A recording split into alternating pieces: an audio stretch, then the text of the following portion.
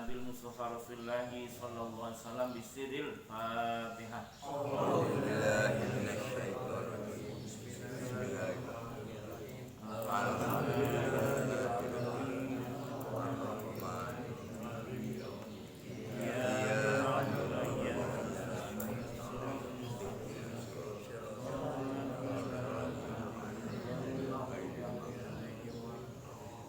Kita baca surat Al-Fatihah yang kedua. Kita peruntukkan untuk kedua orang tua kita, guru-guru kita, para sesepuh kita yang sudah dipanggil oleh Allah, terutama pendiri, penggagas, pemakmur, pemikir yang telah mengarahkan pikirannya, jiwanya, hartanya, tenaganya untuk berdirinya Masjid Ar-Royan sampai kini yang cukup megah.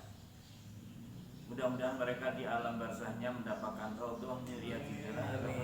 Sallallahu alaihi wa sayyidina wa liman ahsana ilaina. Khususan Al-Fatihah. Bismillahirrahmanirrahim. Alhamdulillahirabbil alamin.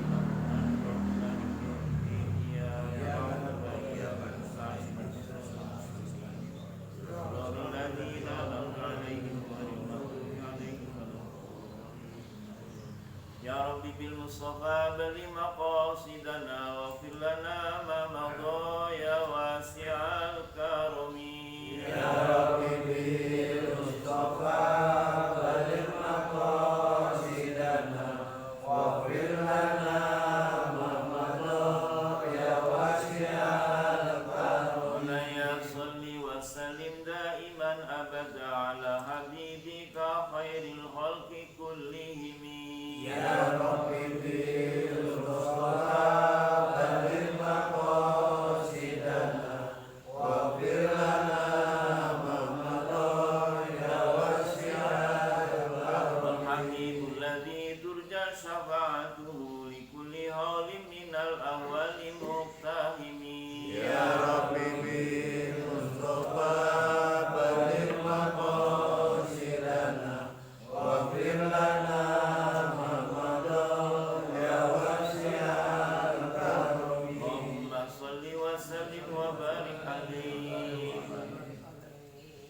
saya untuk sebelum membaca yang ada di fotokopi, ada yang saya akan jelaskan tentang fadilah Sya'ban dulu karena dibayar cash ya Pak ya. Jadi insya Allah ngaji hari ini kemudian kita amalkan, terutama nanti menjelang malam nisfu Sya'ban yang bertepatan dengan malam Jumat dan betul-betul malam yang fadilah benar karena memang posisinya pas di malam Jumat, insya Allah.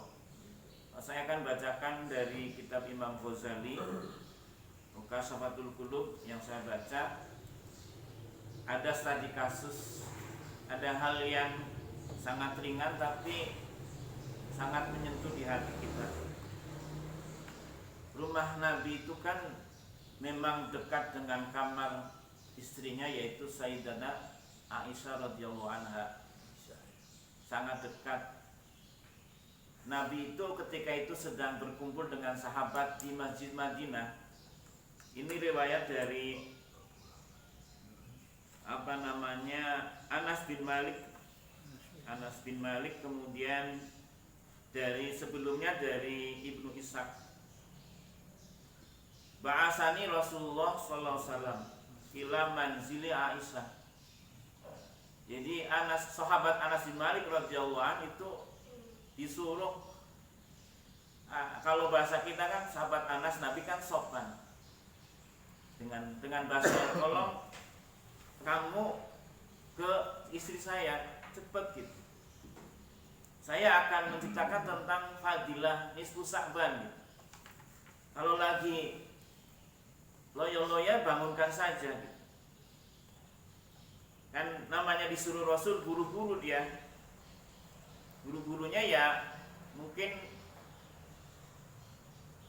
dari sini sampai sana, namanya sahabat kan banyak. Tidak jauh kan di Masjid Madinah itu. Karena sangat buru-burunya, kata sahabat Anas bin Malik, Aisyah, saya disuruh Nabi untuk segera bergabung dengan pasti menggunakan sadar, pasti dengan pakaian yang rapi, karena Siti Aisyah itu betul-betul menjaga auratnya. Karena kamarnya dekat dengan makam Nabi, kamarnya dekat dengan makam ayahnya.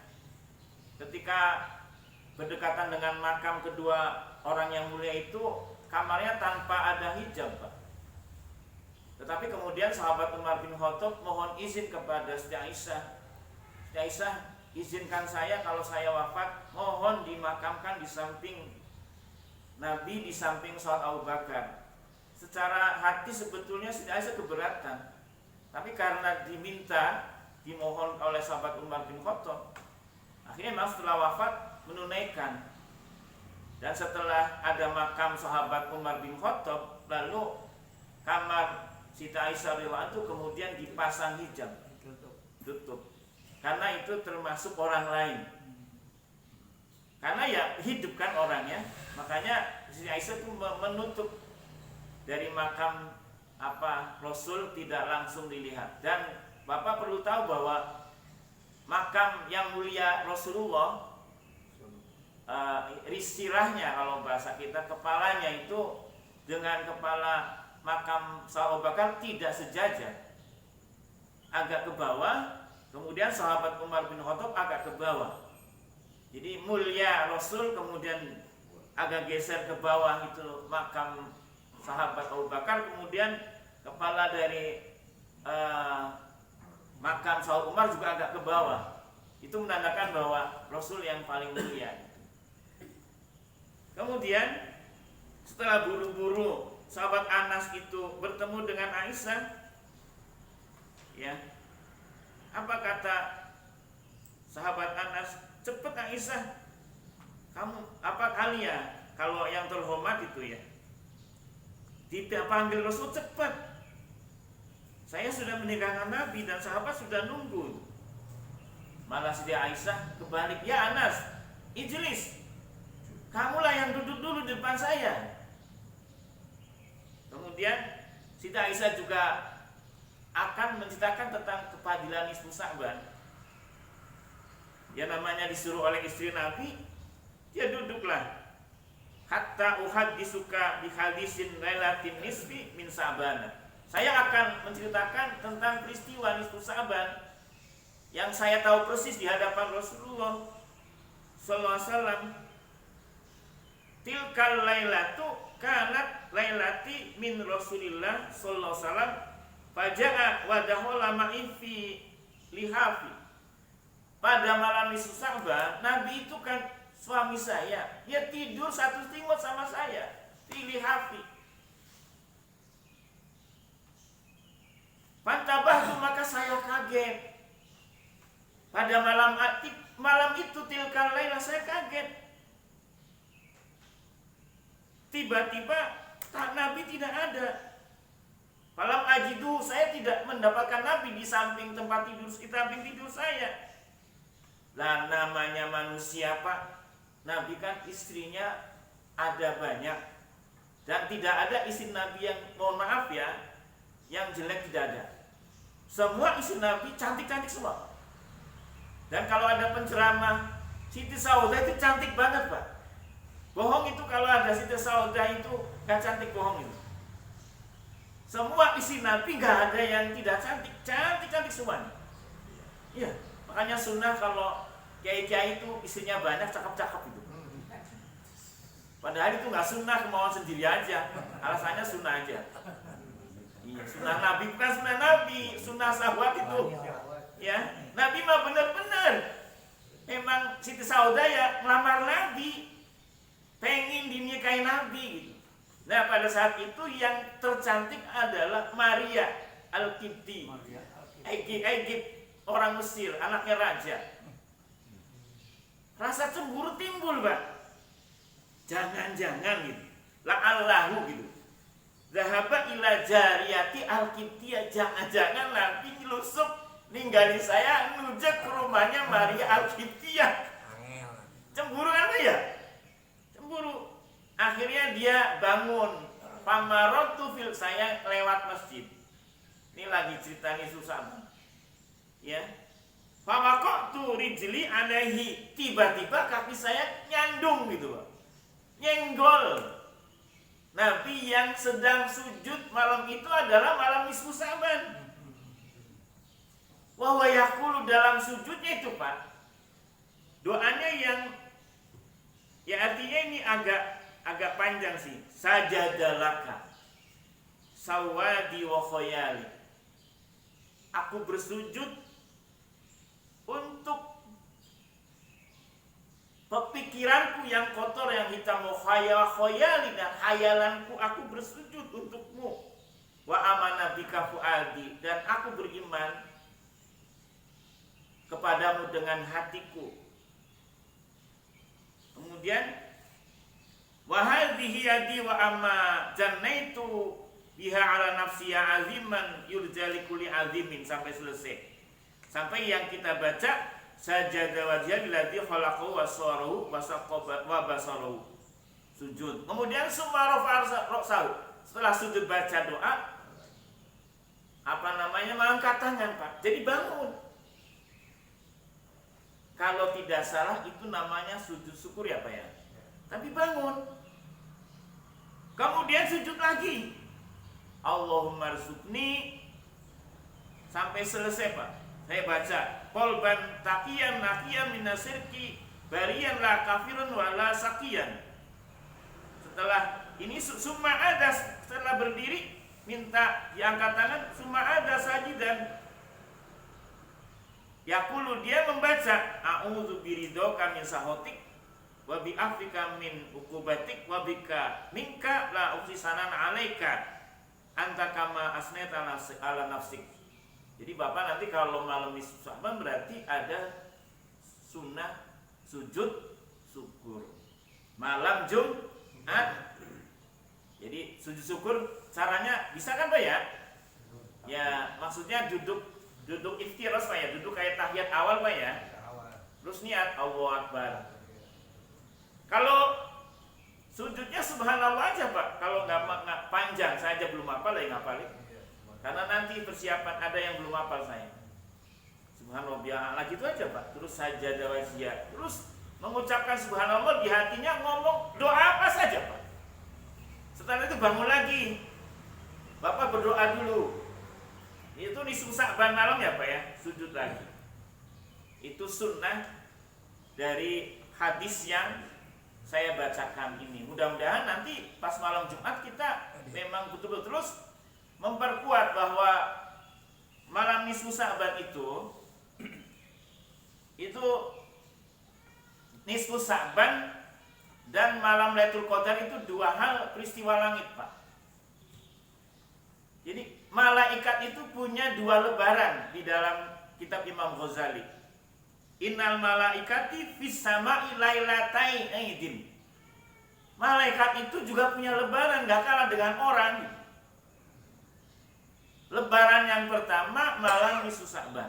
Lebaran Pak, malaikat bermiliar-miliar malaikat pada takbir pada malam itu, Pak, pada nisfu Sya'ban. Yang kedua Lailatul Qadar. Malam Lailatul Qadar lebaran bagi malaikat.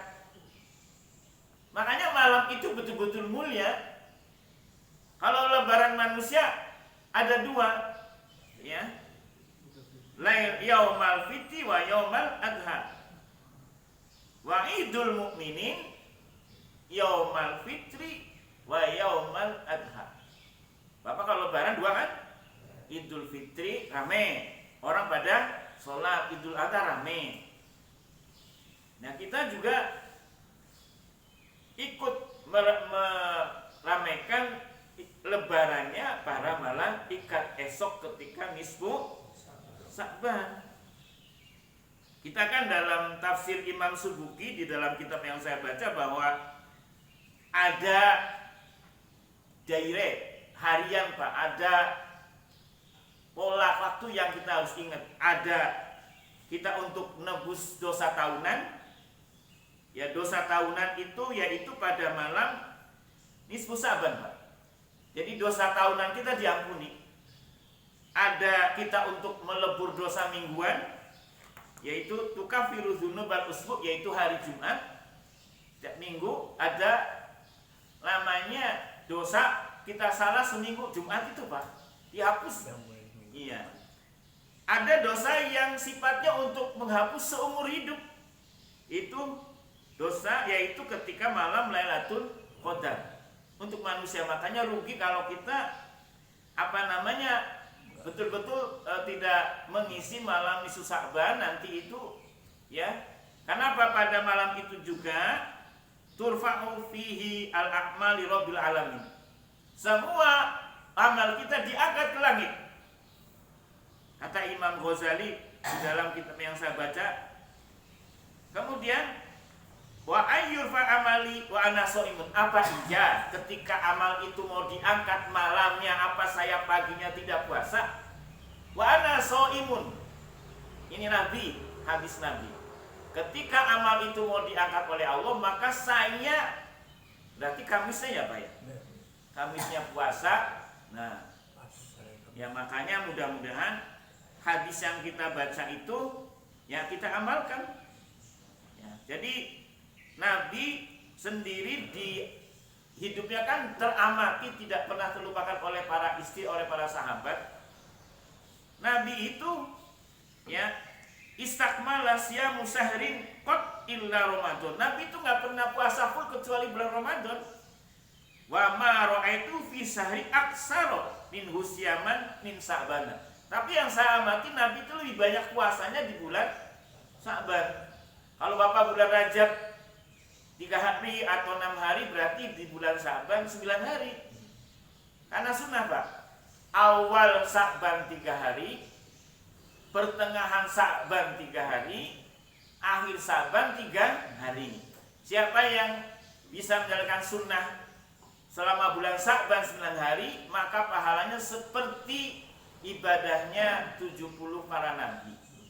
Ya, itu yang terkandung di dalam bulan Sa'ban. Yang mudah-mudahan kita esok hari ini pun sampai akhir Sa'ban kita menjalani dengan ikhlas ya. Dan mari kita baca fotokopi yang kita baca. Bismillahirrahmanirrahim. Bismillahirrahmanirrahim. Waruwiya an Rasulillahi sallallahu alaihi wasallam annahu qala inna Allah ta'ala kariha lakum arba'an al-abasa bis salati wal lahwa fil qiraati wal rafasa isyami wad dohka indal maqabiri. Riwayat dari Al-Faqih Imam Abules As-Samarkandi dari Rasulullah SAW bahwa Rasulullah bersabda, Inna Allah Ta'ala kariha, sungguhnya Allah Subhanahu Wa Ta'ala itu sangat benci, sangat tidak menyukai makruh itu. Lakum, bagi kalian semuanya, arba'an akan 4 hal. Allah nggak suka kepada 4 hal. Pertama, al-abasa fi sholati, bermain-main dalam sholat. Artinya bercanda, ya tidak serius, goyah, tidak tetap gitu ya Pak. Wudunya tidak karu-karuan, bajunya tidak bersih, itu termasuk main-main sholat ya. Sholat kok sama dengan main gitu loh. Kalau sholat ya dibedakan, kalau main pakai kaos, sholat ya pakai baju yang agak rapi. Maksudnya jangan main-main menghadap Allah. Ya tapi jangan, kadang manusia mau berbalik. Ketika mau berhadapan dengan manusia rapi banget. Tetapi ketika mau menghadap Allah nggak dipakai. Paling tidak ada lah bedanya. Pakai sarung apa ya? Kayak peci gitu. Pakai wangian. Kalau ada sorbannya dipakai kan sunnah itu. Al-imamah sunnah. Sunnah apa itu? Pakai sorban. Ada hadisnya. Iya sunnah. Dan sunnah Bapak pakai kain kemudian pakai rangkepan celananya kelihatan. Nabi itu begitu Pak. Jadi kalau ada orang kiai atau ustadz pakai sarung pakai gamis kemudian ada rangkepan celananya kelihatan, Nabi seperti itu. Rangkepan Nabi, makanya saya udah tua niru yang begitu aja lah. Niru guru saya, kalau niru Nabi terlalu berat. Ya, gitu saya perhatikan. Oh, guru-guru besar itu begitu ya. Jadi kalau sholat itu rangkepan, yang kelihatan lafafaini, 2 lapis gitu, 2 lafafaini, 2 lapis. Ada hadisnya. Kemudian wallahu fil qiraah, bersendaguro ketika ada orang sedang membaca Al-Quran. Dengarkan, kalau enggak ya diem aja. Iya, kalau enggak keluar masjid kalau mau ngobrol gitu. Ada orang baca Quran. Kemudian warofasa bisyam, berbicara kotor ketika sedang berpuasa. Nggak boleh gitu. Yang porno-porno, yang apa-apa berbicara aja nggak boleh, apalagi nonton. Ya, itu lagi puasa. Kemudian yang keempat waddohka indal maqabir, tertawa terbahak-bahak ketika berada di kuburan. Itu kan dilarang. Kita kadang-kadang malah pacaran ya Pak. Main layangan, main domino Pak, judi. Nauzubillah min dzalik. Buat yang lain nauzubillah, itu pada ketawa aja. Itu termasuk 4 hal yang Allah benci gitu. Tapi banyak sekarang karena nggak ngerti gitu. Banyak. Kalau kita nggak ngerti, kalau di kuburan diem ya, maksudnya tidak boleh tertawa. Itu kan nasihat kita, masa di kuburan cengengesan atau bercanda nggak boleh Pak di kubur. Kalau mau bercanda, kalau udah keluar kubur mau jorok-jorokan kayak, kalau di dalam kubur nggak boleh itu bercanda. Ya. Itu 4 hal. Kemudian waruya an Muhammad bin As-Sammak anahu nazara ila maqbaratin faqala la yughrannakum sukutu hadhil kubur fama aksarul mahmumina fiha wala yaghurrannakum istiwaul kubur fama asaddu tafawutahum fiha. Jadi kalian semuanya itu jangan engkau tertipu bahwa orang-orang yang ada di kuburan itu diam. Dia tahu Pak. Saya mau cerita yang positif ya Pak ya. Itu pengarang kitab Fathul Mu'in itu punya guru pengarang kitab Utamimah Syarah Jurmiyah. Saya lagi ngajar Syarah Jurmiyah Pak, namanya panjang itu. Yang mengarang kitab Syarah Jurmiyah itu namanya Utamimah As-Syekh Al-Maghfurullah bermimpi Pak. Bermimpi ada orang tua di kuburan ketika malam Jumat tidak ikut antri berebut sembako, berebut gas 3 kg. Dia tenang-tenang saja di rumah, tidak ikut berebut itu malam Jumat, tidak ikut berebut paket kiriman Pak. Al-Alim Al-Waliullah malam itu kemudian pada suatu saat orang itu ikut antri Pak. Oh, malam Jumat orang itu ikut antri, biasanya dia nggak antri.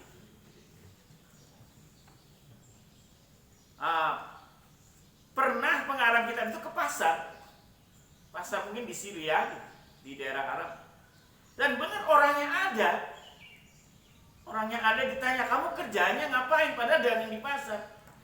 Saya setiap malam itu saya baca Fatihah, saya baca surat Yasin setiap malam Jumat Pak. Oh, jadi begitu ya. Orang-orang mah rame-rame antri dapat paket pahala kalau dia tenang-tenang saja di kuburan, di alam barzah. Suatu saat orang itu meninggal. Nah, pengarang kitab ini mimpi. Kenapa? Ini orang yang biasa nggak antri ikut antri. Carilah ke pasar, tanya, mimpi namanya Ahmad. Ahmad kemana? Pak Kiai sudah meninggal. Astagfirullah. Jadi orang yang biasa ngirim Fatihah sama orang tua, anak yang soleh, meninggal Pak.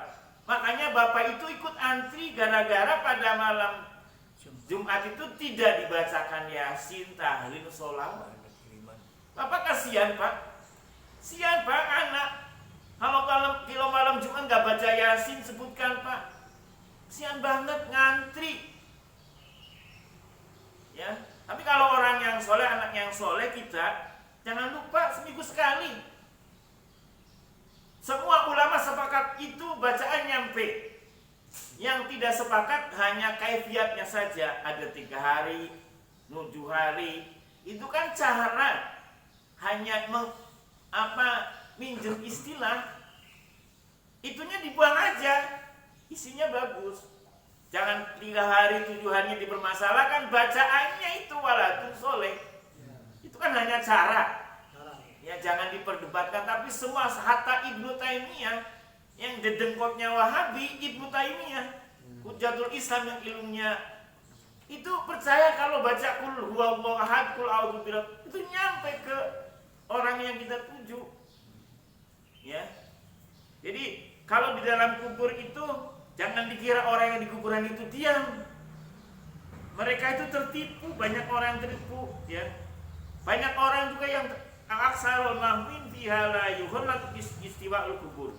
Jadi janganlah kalian tertipu dengan ratanya kuburan, padahal mereka masih hidup, memperhatikan kita yang masih hidup. Ya. Kemudian asadu tafawutahum, karena betapa mencolok perbedaan antara penghuni-penghuninya. Tergantung anaknya. Mencolok Pak, kalau anaknya malas kasihan Pak, senderan, lamun. Anaknya ngapain itu? Makan harta warisan doang. Ya kan ya, lamun nungguin doa dari kita. Senderan itu nunggu tuh.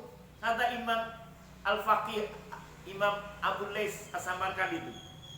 Asadu tafawutahu fiha. Beda Pak, ada derajatnya, ada yang seneng terus karena kita ngaji subuh. Jamaah gitu, puasa, Sa'ban, doain.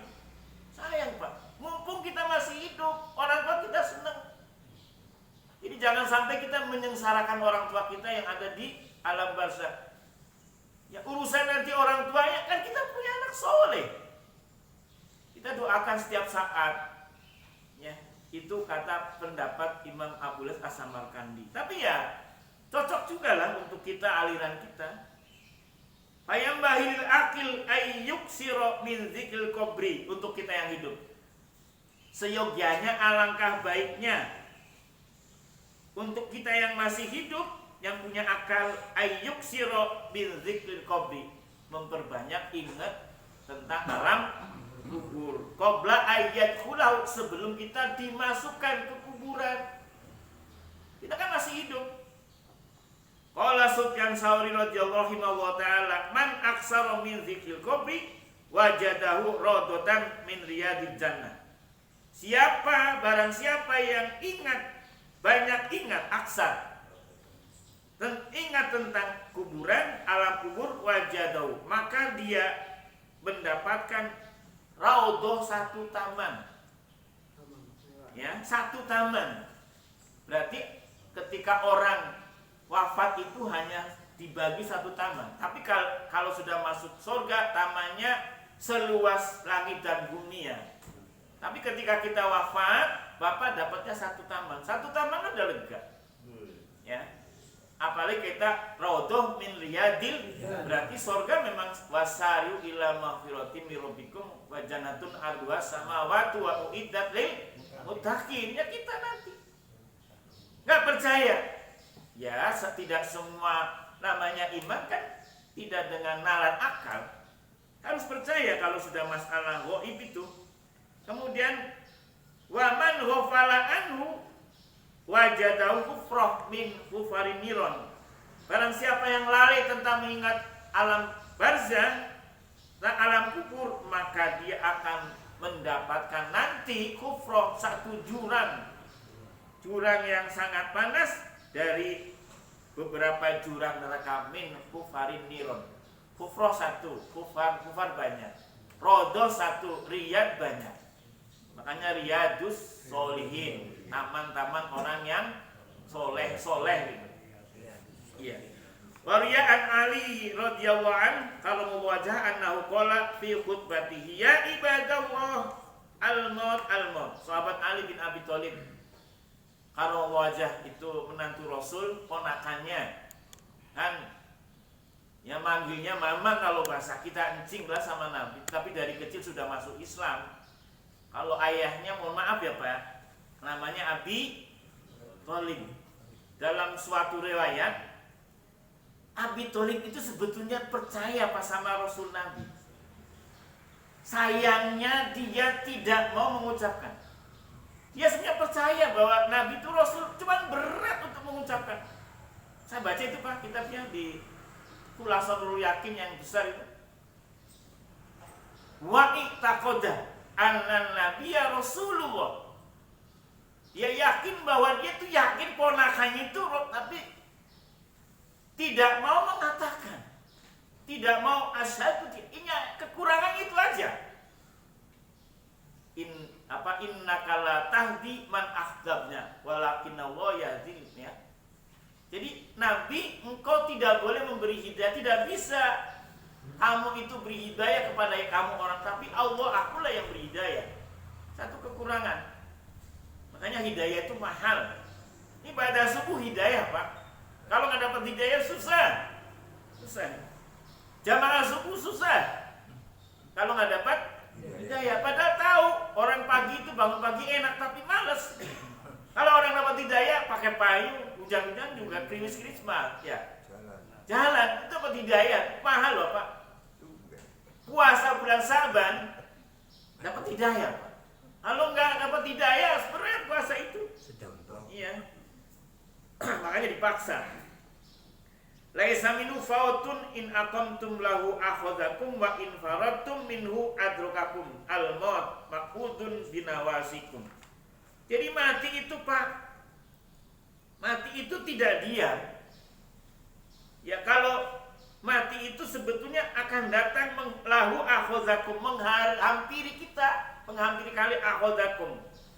Wa in jika kamu lari dari mati, minhu adrokakum, mati itu akan mengejar kalian.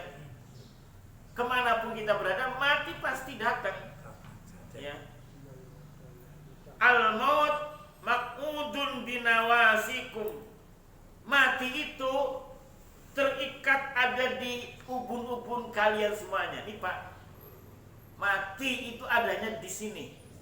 Makanya kalau dalam suatu riwayat mencabut nyawa itu dari kaki dulu, pelan-pelan, dari kaki, ujung kaki dulu, terakhir di ubun-ubun.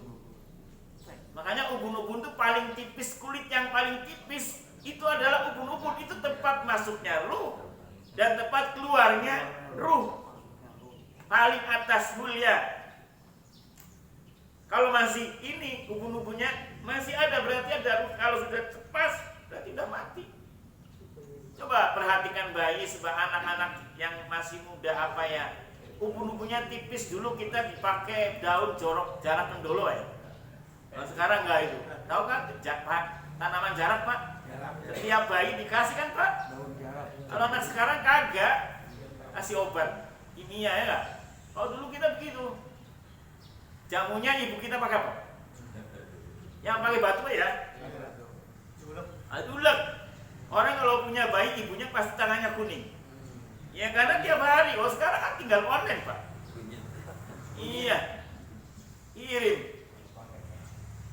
Ya itu zaman modern, makanya Isra Mi'raj itu nggak heran Pak. Nggak heran zaman sekarang percaya kepada Isra, nggak heran itu.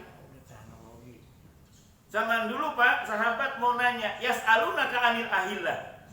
Sahabat nanya soal ilmiah.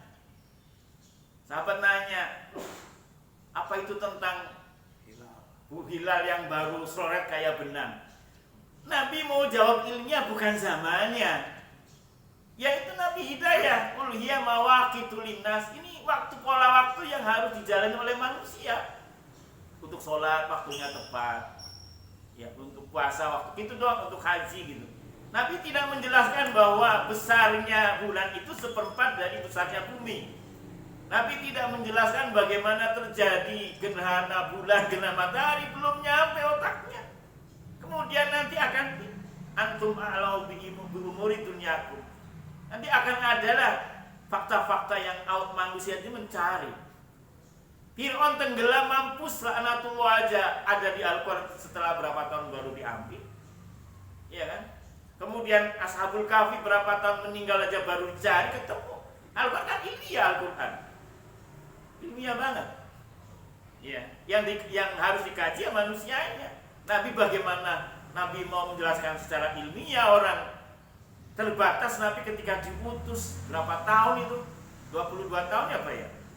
Tapi dunia cukup hebat sekali. Makanya Nabi urutan pertama manusia yang paling berhasil.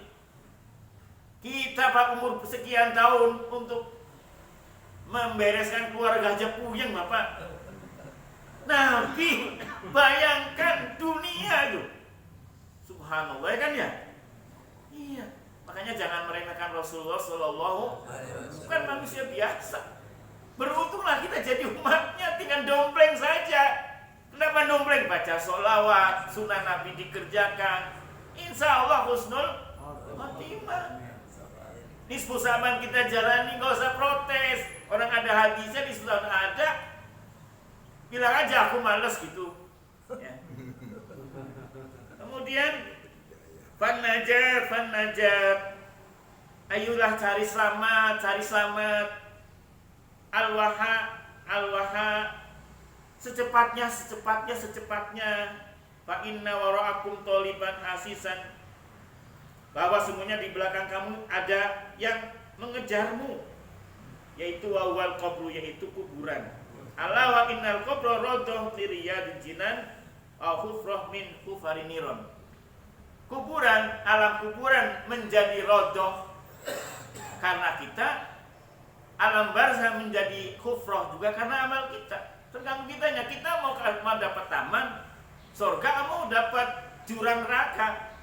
Tergantung kita ketika masih diberi sehat wal afiat. Al-Fatihah.